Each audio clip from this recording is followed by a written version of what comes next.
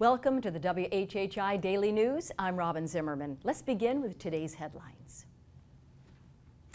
Well, we've had our first look and listen to Alex Murdaugh in quite some time as a visibly thinner and buzz-cutted Murdaugh. Now, he strongly said he was not guilty of murdering his wife and son at the Colleton County Courthouse. Murdaugh and his lawyers waived asking for bond, knowing he was headed back to jail in Columbia for not being able to post it for all his financial crimes. Now comes the hard part, getting on a court docket anytime soon and dealing with a gag order requested by both sides. Meanwhile, in Charleston, Murdaugh's longtime friend and banker Russell Lafitte was indicted by a federal grand jury on numerous counts of bank and wire fraud for his role in Murdaugh's misappropriation of funds in 6 different cases. Lafitte had already been indicted by a state grand jury for money laundering through the Palmetto State Bank in Hampton County that fired him months ago. Lafitte faces a maximum of 30 years in prison on each charge. This is good news. A grocery chain is now pushing paperwork through the town of Hilton Head to open up in the old Sam's location in Port Royal Plaza that's been vacant for about 5 years. Lowe's Foods, no relation to the home improvement chain, is based in North Carolina and just remodeled 2 stores in the Charleston area within the last year. The chain bills itself as the Swiss Army knife grocery store. COVID-related issues squashed the last potential tenants of the space, a Burke's Outlet and home-centric home decor store.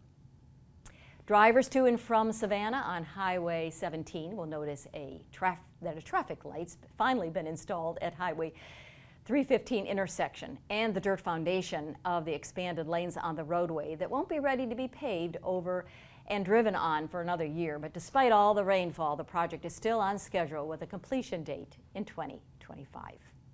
COVID case counts are holding steady week over week in South Carolina, but we still lost 13 of our neighbors to COVID-related causes. Now, the state is ranked 18th in the spread of the virus, and Beaufort County reported almost 400 new cases, but no deaths.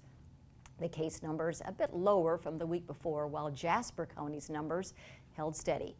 Now, just over half of us are fully vaccinated, and about 60% have received 1 dose.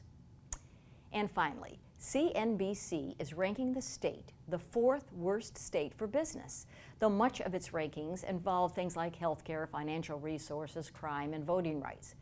The state got terrible numbers for healthcare resources, inclusion of minorities, access to capital, and just above average scores for workforce and infrastructure, cost of living, and education. Now, the 3 worst states for business in the country are Oklahoma, Texas, and Arizona is dead last.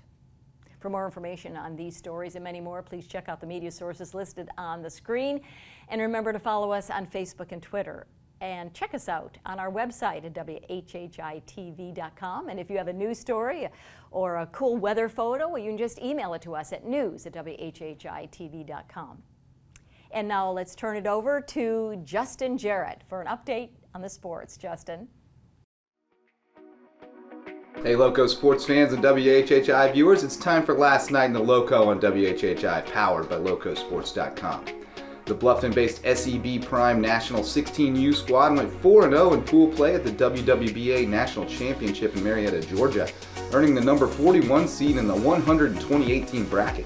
They were set to play at 8 a.m. today, but it was stormy in Atlanta, so we'll update you tomorrow. The roster has a mix of Loco stars and standouts from South Georgia, with recent Clemson commit Steele Bird, May Rivers Tyson Brasington, and Beaufort's Logan Brutcher leading the charge on offense.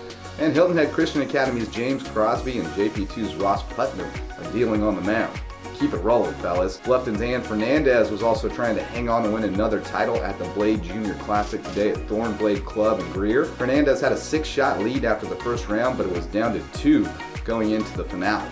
Okeetee's Claire Green was tied for 4th in the girls division, and Beaufort's Jerry Bruns made a charge into a tie for 6th on the boys' side heading into the final round. Update tomorrow. USCB celebrated its move to the NCAA Division II Peach Belt Conference with a press conference Wednesday, and Wes Kerr will have more on Friday's Loco Weekend Wraparound, including news of the Sandshark basketball teams coming soon to the Loco. For Loco Sports and WHHI, I'm Justin Jarrett. Until next time, go Loco. Great update, Justin. And now let's find out if it's going to continue to be so hot, and are we going to get those afternoon thunderstorms? Maria? Thanks, Robyn. All right, so taking a look ahead, we are going to get some rain the next couple days, but then it looks like we are going to get a break. So Friday, it's going to be cloudy with heavy thunderstorms in the afternoon. Hilton Head's going to have a high of 88, a low of 77. Bluffton's going to have a high of 91, a low of 75. And Beaufort's going to have a high of 92 and a low of 76. The sunrise for Friday is going to be at 6:32 and sunset's going to be at 8:27. Taking a look at the beach tides, low tide is going to be at 12:14 p.m. and high tide is going to be at 5:21 p.m. Taking a look into the weekend and into next week, Saturday it's going to be cloudy in the morning with possible thunder showers in the afternoon, highs in the 90s, lows in the 70s. Sunday it's going to be cloudy in the morning as well, with possible thunder showers in the afternoon and into the evening. Highs in the upper 80s, lows in the 70s, and then come Monday, it's just going to be partly cloudy with highs in the upper 80s and lows in the 70s. That's it for today. Let's head it back to the desk. If you're thinking about traveling in the next few weeks, as the summer kind of winds down, well, Officer Hatchett will be here with a few tips.